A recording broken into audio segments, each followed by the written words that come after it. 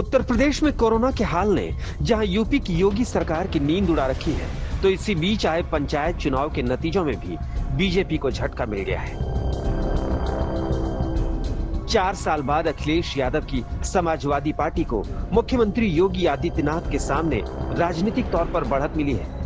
3050 पंचायत सदस्यों में से समाजवादी पार्टी समर्थित उम्मीदवारों की 747 जिला पंचायत सीटों पर जीत हुई है, जबकि बीजेपी समर्थित उम्मीदवार 690 जिला पंचायत सीटों पर जीत सके हैं। बीएसपी समर्थित उम्मीदवार की जीत 381 सीटों पर हुई, जबकि कांग्रेस समर्थित उम्मीदवारों के खाते में 76 जिला पंचायत सीटें आई है। सबसे ज्यादा निर्दलीयों और अन्य की जीत हुई है, जो 1156 सीटों पर जीत गए।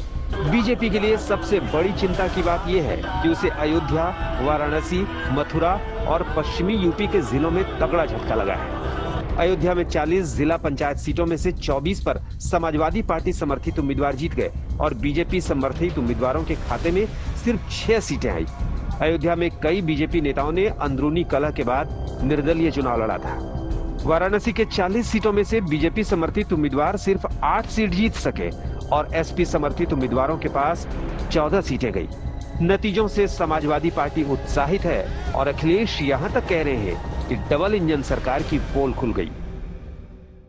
उत्तर प्रदेश के पंचायती चुनाव में समाजवादी पार्टी ने बनारस में, प्रयागराज में, अयोध्या में भारतीय जनता पार्टी को धूल चटा दी है और गोरखपुर, जो योगी जी का गढ़ माना जाता है, वहां पे नाक को दम कर रखी है।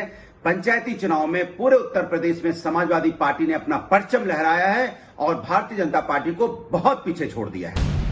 यूपी पंचायत चुनाव के नतीजों को कई तरह से देखा जा रहा है। इसमें कोरोना के हालात से लेकर पश्चिमी यूपी में किसान आंदोलन के असर से इनकार नहीं किया जा सकता। हालांकि बीजेपी इन चुनावों को स्थानीय निकाय चुनाव कह के ये बताने की कोशिश कर रही है कि नतीजों को राज्य के चुनावी माहौल से नहीं जोड़ सकते।